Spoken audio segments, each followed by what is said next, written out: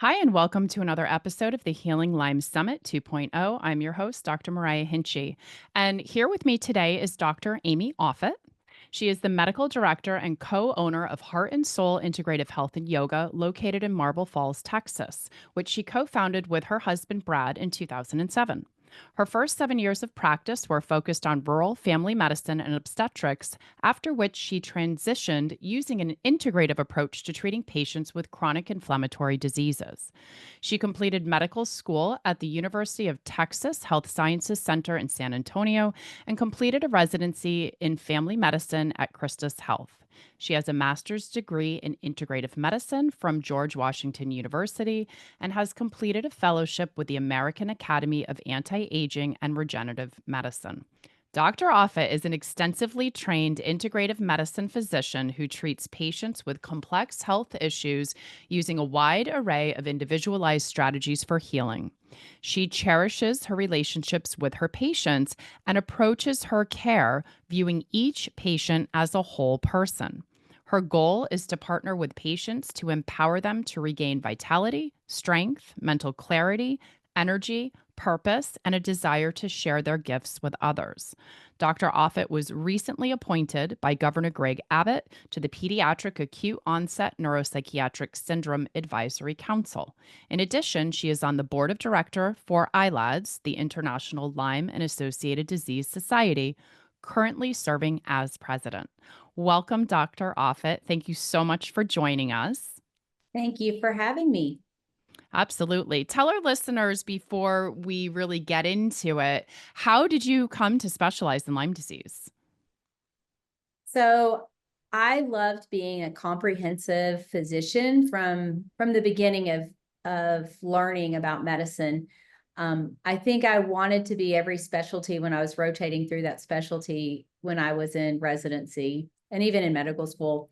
But I just enjoyed the variety of different patients and different cases and different histories.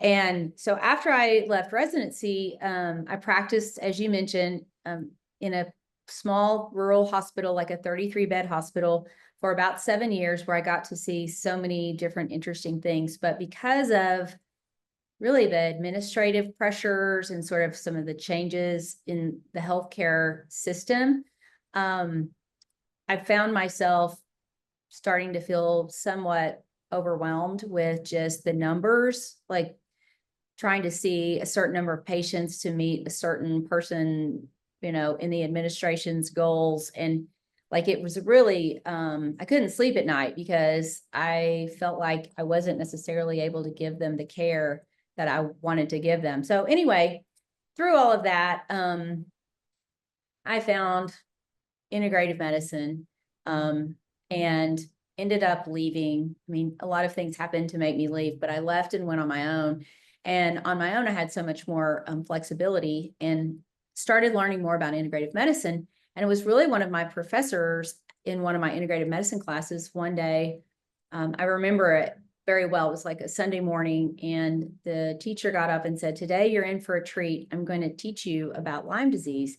And I even remember thinking, "Oh no, we don't have that in Texas. I'm going to waste a day." And then he said, "How many of you have patients in the audience, have patients who you just can't seem to figure out how to help them feel better? They have chronic pain, they have chronic headaches, they have chronic fatigue, they have chronic, just unrelenting inflammatory problems." So he actually did a great job of just pulling us in to learn without even labeling the conference as anything to do with Lyme disease. So I've even in ILADS, I actually think have suggested that, and we've done some webinars where we don't put Lyme in the name, because Lyme disease, even though it's real and a lot of people suffer with it, it's kind of a dirty word.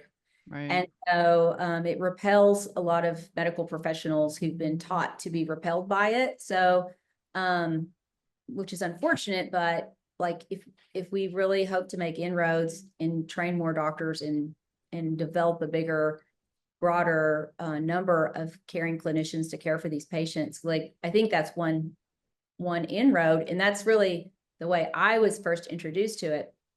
And then I have had, some personal issues. Like one of my kids got psoriasis when he was really young.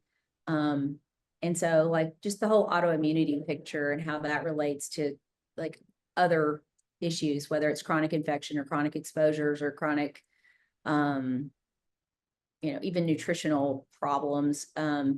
All of that became very real when we had to deal with it in our own house. And he's doing great. That was when my middle son was about 4 or 5 years old, and now he's 21 and he's doing great. So like, I'm very grateful to have been where I was when I was there, to learn from people who helped me treat him without drugs, without, like I never had to put him on a biologic or anything. And we were able to get his autoimmune disease reversed without going down that road. So Yeah, it's amazing what happens when you find the root cause or causes and actually remove them or heal them or address them, right? Instead of just shutting the body down with, with a certain drug. exactly. So, when you have patients come in that have these complex chronic illnesses, where do you even start? So I think the most valuable part of engaging with a patient is really in their history. Um, like I spend usually about 2 hours with a new patient, and we talk through things that maybe they don't even think are relevant, but all the way back to before they were born, and even sometimes into their parents' health history. We will cover all kinds of past exposures, even especially in childhood, like how many rounds of antibiotics, the ear infections they had, their sore throats, were they ever in the hospital? Did they use asthma medicine? Even where did you grow up? Where have you traveled? Like, where have you lived? Do you have animals? Like, there's so many questions that we don't stop and take the time to ask if we're in a rush. So I really enjoyed it. Also lets me really get to know the patient that I'm caring for from like more of a cultural standpoint too, because that's part of what individualizes the care is I will have patients that don't want any antibiotics at all, and I'll have others that only want antibiotics. And so a lot of times I feel like working with them where they are and starting there and then moving forward together works a lot better than me trying to tell them what to do and then resisting it or not really thinking that's going to work. So I start with a big, long, deep dive history. And sometimes it's really challenging for them if they have a lot of cognitive issues. So I always try to ask them to bring someone with them who knows their story too. And sometimes they talk a little, and their person they bring with them talks the most. And sometimes they write up these beautiful histories that I love to have in their chart too. But there's so much good information in that I use when trying to figure out like where to go next. And so I think it's not the same for everyone, obviously. And I don't rush through that part. I feel like that, even though it's the simple part and it's sort of the basic part, it's the most important part, I think, in getting to know a patient and trying to figure out how to help them. Yeah, absolutely. One of my mentors always used to say, if you just listen to the patient, they'll tell you what's wrong with them. But like you have to give them that opportunity. And I think a lot of our patients have significant trust issues, rightfully so. And I think the opportunity to literally sit down and tell your story and actually feel heard, feel like um, your doctor or your medical professional is actually hearing what you're saying, just really, really helps to create that bond and that rapport and that trust, that is needed to be able to take care of somebody. Exactly. Well, we've had, I think about a couple of patients who are sort of, they're short with the staff, or they might even be a little short with me or my nurse. And sometimes I try not to jump straight to being reactive, and I'll say, like, I know that you've felt abandoned, or you felt neglected, or you felt like people didn't understand you for a long time, but we're going to try to understand you here so you don't have to be mean and you don't have to be mad. Yeah. And And they just start crying. yeah, they're Yeah. like, oh my gosh, like, well, yeah. But Yeah. but I, if I ever had the chance to talk to a big audience of patients, like I would just tell them, when you get to a doctor who actually wants to treat your chronic infection or your chronic issue, like if they can soften a little bit to that, like it will help because Yeah. I know there's reasons for them to feel that way. Yeah. So what comes next after you've done their history? What would be the next step? So I love to see them in person. I know that's like old school, but like I'm in my 50s, so I kind of have old school mindset. I love to do a really good physical exam. You can tell so much by just looking at someone's hair, their scalp, their eyes, their eyebrows, a really good look inside of their oral cavity, a good neck exam. I mean, it's all these same basic things that we were taught. And in most people, they're normal, but sometimes you'll find some sort of strange rash or a strange looking lesion or even it's a strange example, but I had a patient one day who had a very high CRP on a blood test. I mean, very high. And I don't see that often. So I was like, where are you really hurting or inflamed right now? And she's like, I'm actually feeling pretty good. I don't know. And we kind of went head to toe, like sinusitis, sore throat, chest cold, GI issue, an infected toenail. What is it? Something. I was looking for something. She could not think of anything. And then I did an oral exam and she had an extremely irritated red gum, like her gums on one side Yeah. were extremely irritated. And I said, what happened right there? And she's like, oh, I got a dental implant. Yes. Or the day before I got the blood work done. So Gotcha. I couldn't find that without looking at her. And, Right. so many people have Bartonella associated cutaneous lesions and they don't even know it. And that just sort of stacks more evidence in that direction. So many people have like maybe even a little bit of psoriasis, or, findings of fungal elements in their nails, or, there's so many little things that you can see if you just sort of look someone over the toe. And when I've known them for a while, I don't do that every time, but I always try to listen to everyone's heart and lungs and look at their skin, pretty much every time if I can. Yeah. I've even had people on a telehealth visit ask them to try to put their throat as close to the camera as he could, or at least to stick out their tongue, even Yeah. just to stick your tongue out it's tells me something sometimes. Yeah. So Yeah. Tongues tell a lot, especially from a Chinese medicine perspective. Okay. So then from all of this information, I gather that you then decide like what tests you're going to do. yes. And in addition, obviously, to, infections, vector-borne diseases, etc., do you do like a lot of functional medicine testing with your patients if you feel it's warranted? I do some, but I think the older I get and the longer I treat people, the less testing I do because I really have a criterion for testing, and that's if it's really going to change what we're going to do, I might consider the test.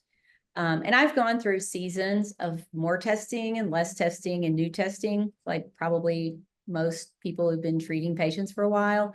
Yeah. Um, and they help, but I also have gotten in the trap a long time ago of doing too many tests and then having too many things to manage at one Yeah. time. And poor patients, some of them like are really obsessed about addressing every single abnormality at the same time. And so I've kind of learned to pace myself with testing. And um, what I really ask myself after a history and a physical exam is what stands out as probably the most compelling or significant burden for this patient's health. And based on whatever I think that is, I may or may not order a test depending on if they've had a test before. Um, I won't do any aggressive therapies on patients without testing. If someone has milder symptoms, or maybe they have like the Bartonella associated cutaneous lesions, I think, let's face it, like so many patients just don't have the budget to spend on, they don't have $10,000 to spend on 8 tests. So Right. I'm trying to work with them along those lines too. But I'll even tell patients, let's start treatment. I want to do some testing, but you can budget for it. We'll plan to do that. We'll start, maybe something just introductory. And then with 6 or 8 weeks, give them a little chance to even learn a little bit about the test and what the test means. And then we'll either test then. versus sometimes every once in a while, there will be a patient that's like, please test me for everything. I have my grandmother's credit card, or something like that. Like, and I don't want to I wouldn't just spend all of their grandmother's money either. Right, right. But, No, I love what you said. If it's going to change the outcome of your approach to treatment, then it's a good idea to do the test. If it isn't, why waste the money? so if a patient is listening to this, that would be one question they could put, out there if they're talking to their doctor and their doctor wants to order a test to say, what will that change about how you approach my care? And if they can't answer the question, maybe you should put the test off a little or think about it a little more before making the decision. Um, I mean, Yeah, I've had patients do that to me and I think it's good. Like it's a two-way conversation, if they're like, well, what's this test going to tell us that we don't already know? And if it doesn't, like, they're right. Like I should probably not order it out of my own curiosity. yeah. It's funny. I do this with my patients too, because it's like, in a perfect world, someone who's coming in with like chronic tick-borne disease, say they were positive for, Lyme and Bartonella 2 years ago. They're coming in, they're seeing you as a new patient. And, they're like, well, why aren't you going to test me again? And it's like, well, because it's pretty obvious that you still have these same symptoms. All of these other things were ruled out. And, a lot of times, no offense to anyone else, they weren't on a very thorough treatment protocol. And so it's kind of like, look, I'd rather have you spend the money on doing, like a food sensitivity test because I can't guess at what your food sensitivities are. You know what I mean? But I can guess if you have the striae, you still have, Bartonella. And if you're also having, what are the most common symptoms like the pain in the soles of the feet and anxiety and sinus pressure headaches and it's probably still there, and so spending all of that money to just reaffirm what we kind of already know, to me, yeah, is a waste of resources because it's a long haul through treatment and a lot of money. Exactly. Well, and you hear that story over and over and over again. I actually had a patient recently who was about a 10-year-old child with pans pandas, and they traveled a long way to get here. Texas is a very big state. They drove Mhm. about 6 hours to come. And she said, we want you to treat our son's Lyme disease. They were new patients. And I was like, Mm. well, let's talk about it first. Like, let's go through the steps. We went through all the steps, and I seriously don't think this kid has Lyme disease. I think he has pretty straightforward streptococcal induced pandas. And he had never been treated for that, even though he's gone to some other doctors that treat pandas. Wow. So I was kind of surprised. His brother has strep all the time, like more traditional strep throats. And then, like, I got his labs back, and I mean, I just did regular labs at the regular, look, the lab core or whatever, and his strep titers were really high. So his mom's really happy because I didn't say he doesn't have it. I just said, Yeah. I think we have to treat this big obvious problem first before we even go Right. to that one. And I think she was really relieved, but like, I think it does, when you start treating patients with vector-borne or tick-borne diseases, everyone that comes to see you for a season thinks that they have Lyme disease. And so some of it's even sorting out, like, is it really that, or is it something else? Or, being Yeah. open to the fact that sometimes it's not. Yeah, I think it's important, like you said, like with strep, like that should have been ruled out, so making sure that you're ruling out all of the other things that could be causing the same symptoms. Yep. All right, so continue on with your work up there. Okay. So history, physical, clarifying questions. And then the other, I didn't mention this earlier, we're talking about history, but like past treatments and past responses to treatment. Those are very telling. And it is interesting. So I am one of the preceptors for the physician training program for ILADS. And sometimes we'll have, I'll add a new staff and we'll go through the training. And they'll even ask me like, well, why did you do that for that patient? And the other patient had something very similar and you did something completely different. I always like to throw out there that some of the decision-making is really intuitive during the time spent together with the person that you're caring for.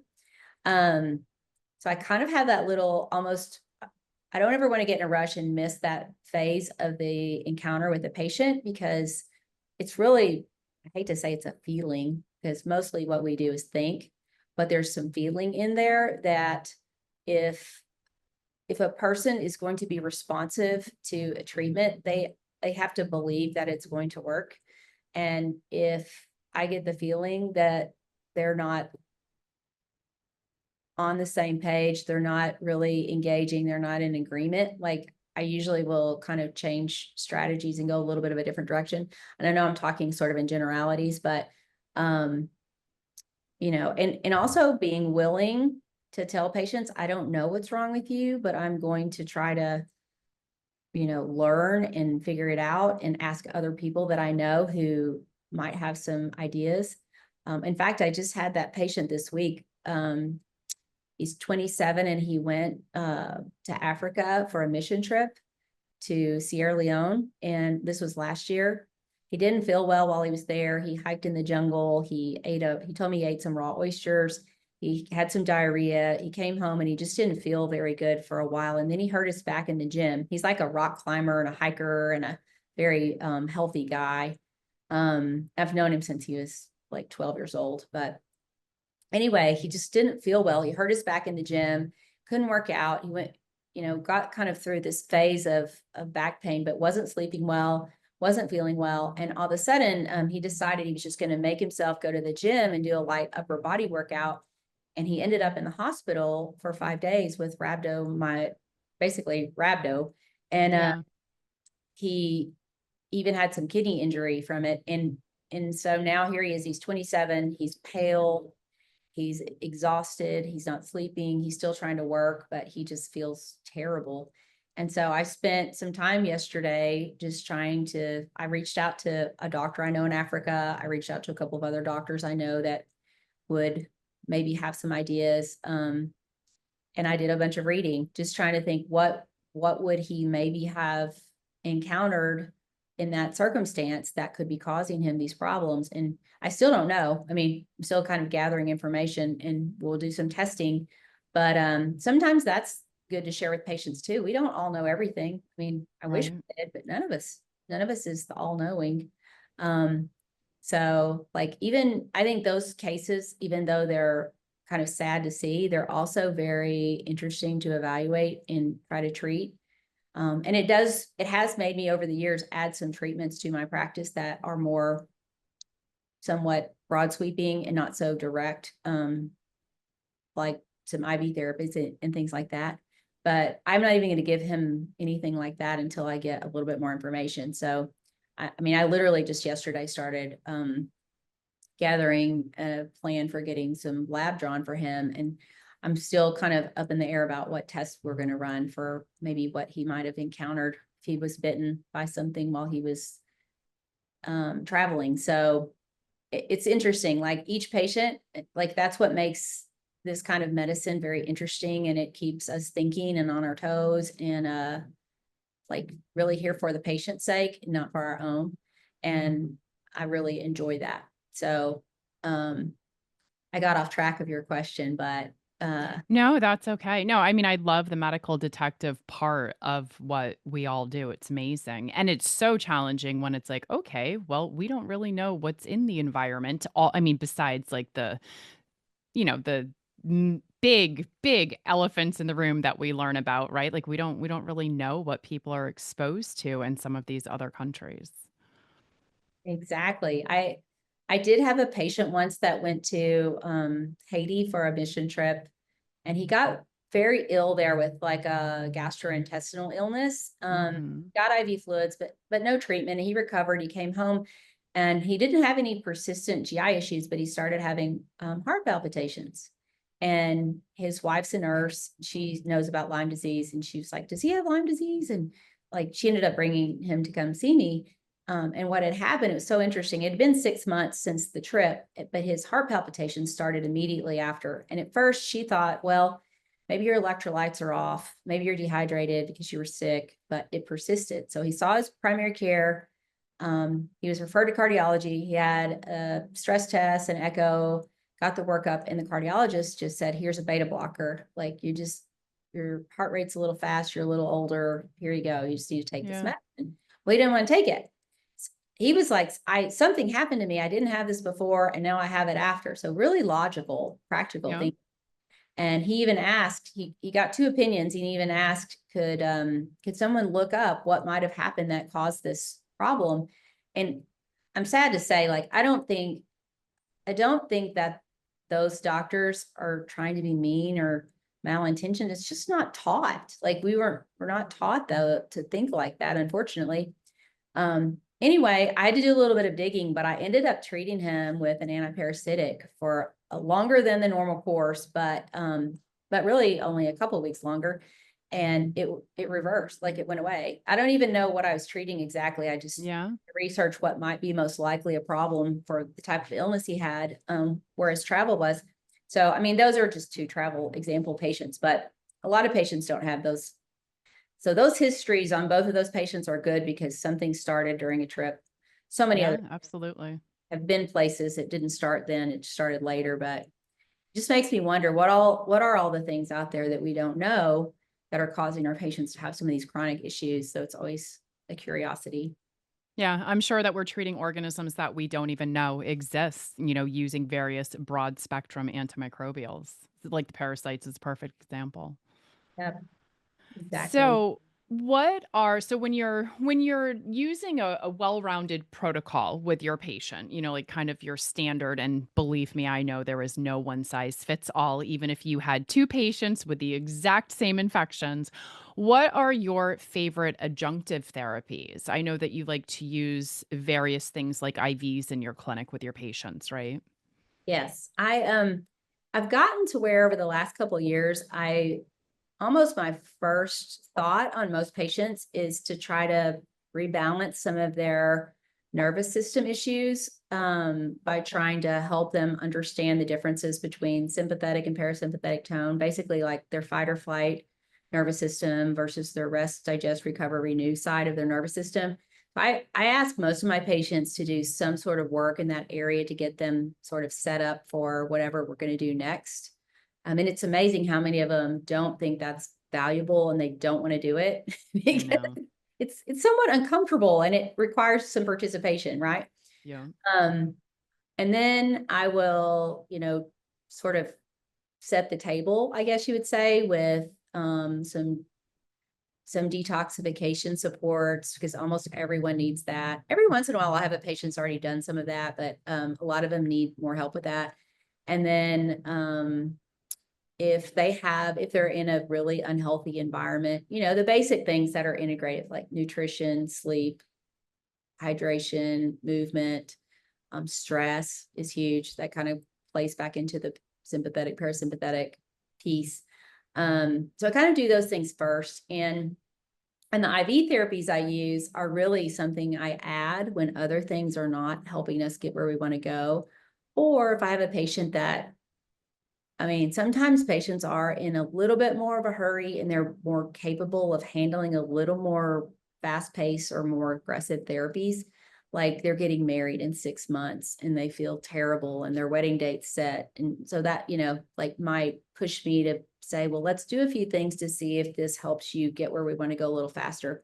It's not that I wouldn't offer that to everyone. It's just for certain patients, like, again, there's an expense, there's a fear of needles, there's, geography. They don't live close to my office. So there's a lot of different factors that go into kind of crafting a plan. But when I have a patient that needs a boost, I definitely will give them things like IV vitamin C or IV glutathione. Those are very basic things. IV B vitamins can really help people who are tired to feel better.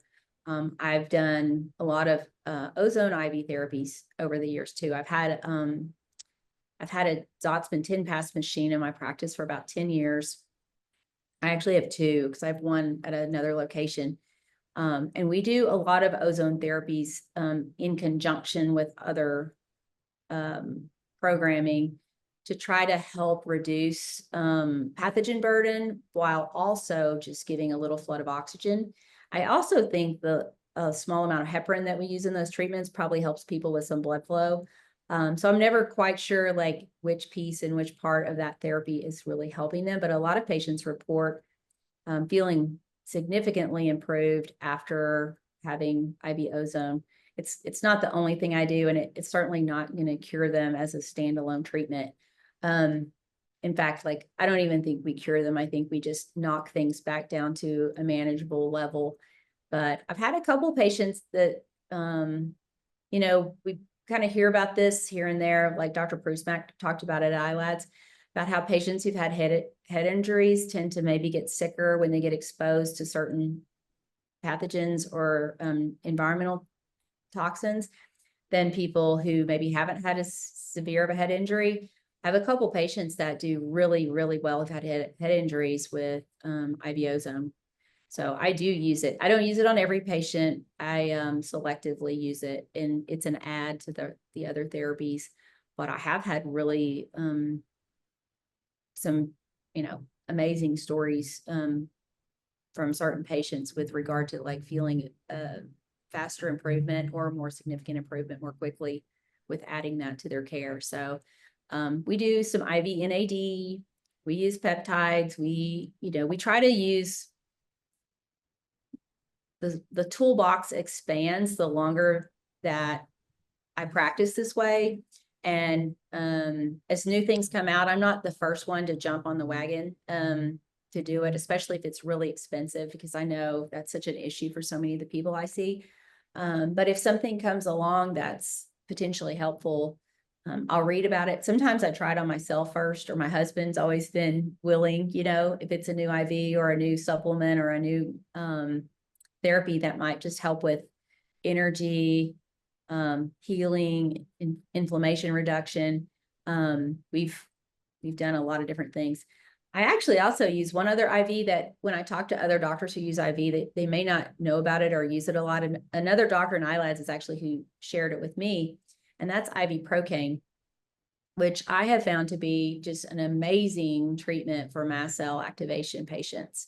I've had several go from steroid dependency, hives, super reactive to so many different things, and a few sessions with IV Procaine, and it really calms that down and lets them tolerate the other therapies that we wanted to implement but couldn't before that therapy was offered. So I do that a lot more in my practice than, I have doctors call me fairly often. I'd say like once a month, somebody calls me and says, "Where do you get IV Procaine from? I want to, I heard you gave it to a patient and it helped." And it's kind of hard to get, but Yeah, that's a new one for me. I've never heard of that before. yeah, I That's can send you great. a paper about it. I'll share you the same paper that was shared with me. The doctor that shared it with me had started using it, had some really significant improvements, and the paper's very well written. And it spells it out very well, like how to, what do we want to know with the new therapy? Like, how does it work? How do you give it? Who shouldn't get it? Who should get it? What could happen if they get it? All the things that all of us would want to know before we just launch forward with a new therapy. Right. That's great. And so the first patient I gave it to, he's terribly sick with mycotoxin illness, but he lives in Southeast Texas, where he's the pastor for a church, and he doesn't want to move, but that's where they get floods and they get hurricanes, and they get, his home and his church have both flooded before. And I'm just like, Yeah. So it's much horrible. mycotoxin exposure, I'm sure. He's so sensitive. And every time he flares, it literally is when he tried to help someone move, or, that lives in his neighborhood. It's like, it's so easy to see now that I know that he's extremely sensitive, and yet he's right. He's just living in it. And I mean, he's out of it in his house now, but it took a long time to get there. He's doing better. But for a long time, I felt like the only thing, his local doctor actually, I'm really excited. His local doctor that was helping to care for him came to ILADS this year.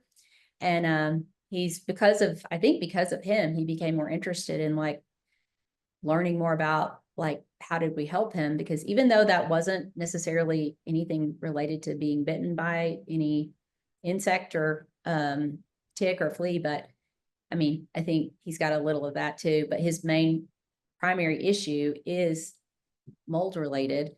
And So his doctor came to iLads and is now very interested in, and he's giving some patients IV Procaine and doing some things like that. So I love that, like, even through a patient case, we can get a few more doctors to kind of come into the network of people that are willing to evaluate and treat patients with these things.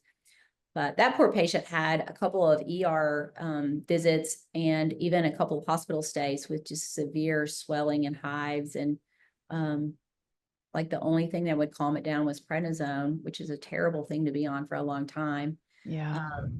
So, but he's off of all of that. And the IV Procaine, like I think he probably had a dose twice a week for a couple weeks, and then once a week for a few more weeks, and now maybe once a quarter. If he feels like he's getting a little bit reactive, and he's trying to avoid the triggers too. He's done a lot of positive changes with his lifestyle too, started to eat better and hydrate better and sleep better, which, all of those are so hard when you don't feel well, Right. but it's a process that, we get to watch and follow along. But That's great. those are some of the therapies, like the IV therapies, that are my favorites. I do IVPC too, sometimes for certain patients. Like there's so many IVs we can give. Sometimes it's hard to decide, but So for our listeners, that's phosphatidylcholine. That might not know what that thank you. therapy is. Yeah, no problem.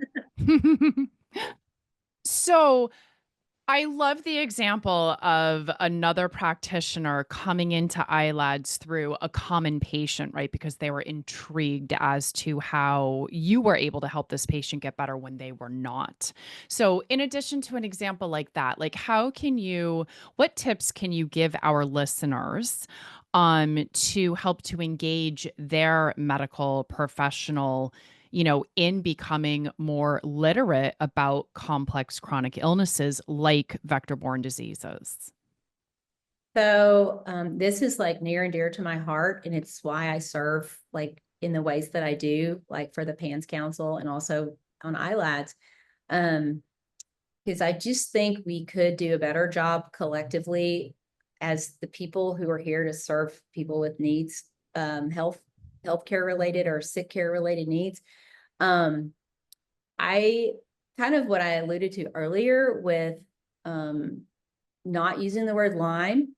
I tell patients, like, don't go into your primary doctor and say, I have Lyme. Like, I know that that's so tempting, but it immediately sets the tone for a probably not very interested. The doctor most likely isn't going to be super interested in that conversation if they don't know about it already. They're not going to go there. So what I will usually do when I have the chance is if someone is ill or their child is ill and it's a chronic inflammatory condition and they're not getting anywhere with all the regular medical appointments and specialty appointments, I will tell them to find a doctor that's got a caring heart, like a compassionate personality, and sit down with a doctor and explain that they've been to a lot of doctors, they're not getting better, and they really hope and want for the doctor to help them.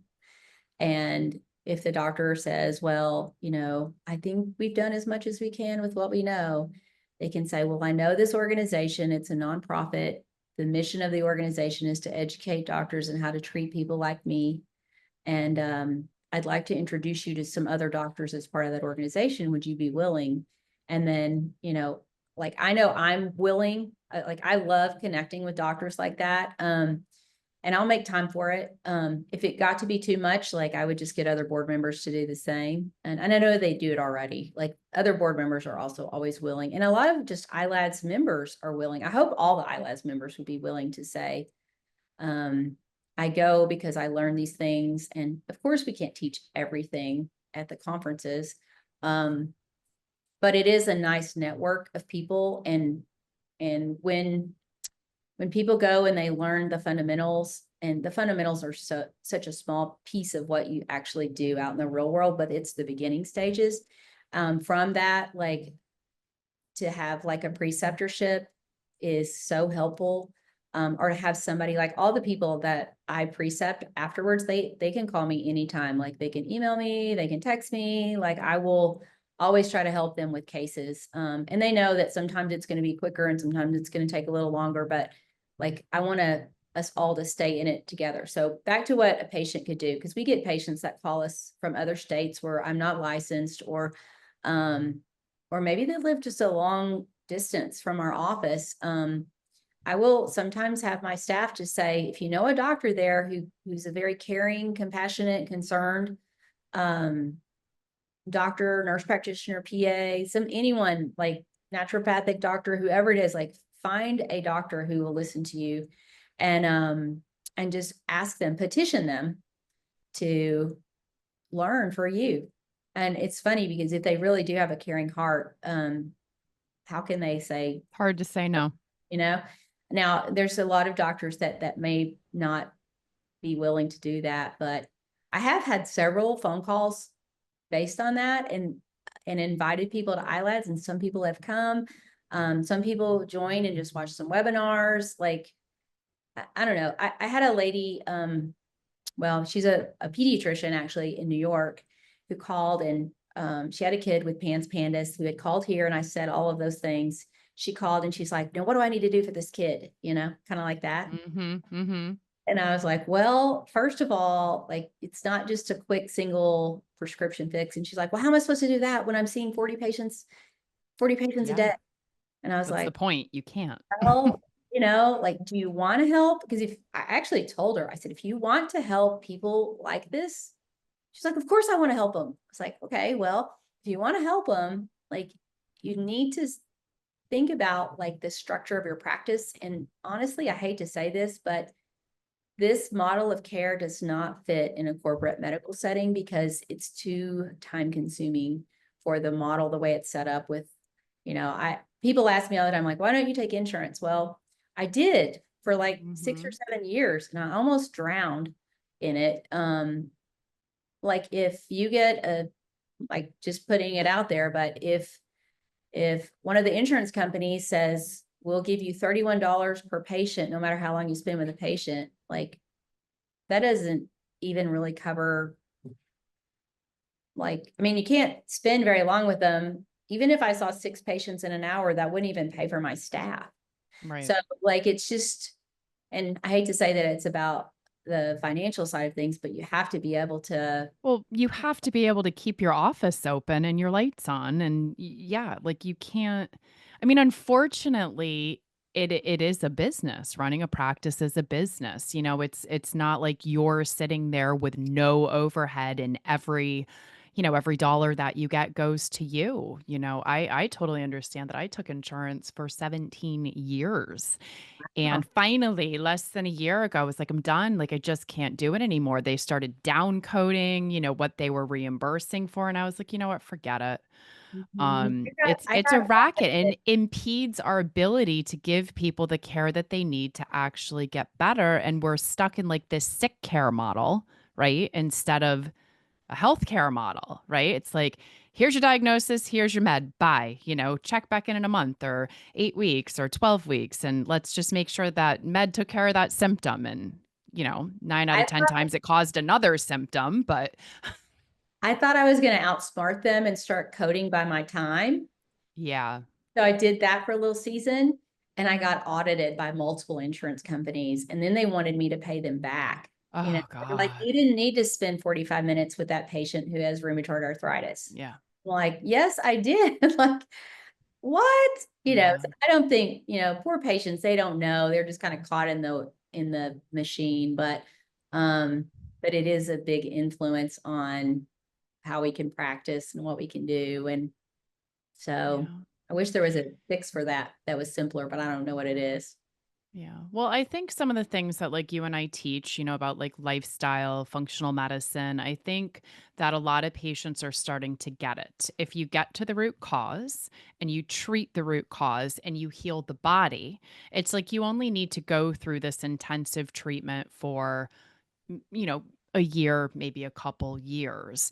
And then once you're healed, as long as you follow those, same healthy lifestyle ways, right? Then your likelihood of developing other diseases and needing medications and whatnot goes down drastically. So, it's so much cheaper to prevent disease than it is to be stuck in that sick care model because, even though, like, if, visits are covered by insurance and prescriptions are covered by insurance, there's almost always copays, co-insurance, for the visits and for the medications. And then really it's like you get one life, one body. And if you feel like crap every single day and you don't have quality of life, it's like, what's the point of any of it? Exactly. Well, people don't know either, like we all pay for it in the end because Well, we have yeah. insurance premiums that are huge. Right. I mean, we Right. pay for it with less than optimal health, but we also pay for it with our dollars because, um, like I have Christian Healthcare Ministries for me, myself and my family because I can afford it. I could not afford Blue Cross Blue Shield insurance anymore. It was my premium was going to be $1,860 a month with a Yep. $6,100 deductible, and we don't even use it. It's seriously for major medical coverage. And Yep. so I I don't know. I think a lot of people don't necessarily look beyond what they think they have to do. But even if you look at, I talked about this a little bit when I spoke about like the vascular complications of chronic infection at a couple of conferences last year. That even probably one of the most prescribed biologic drugs, which you're supposed to start and take forever, is $5,000 a month plus, like a little Yeah. over $5,000 a month.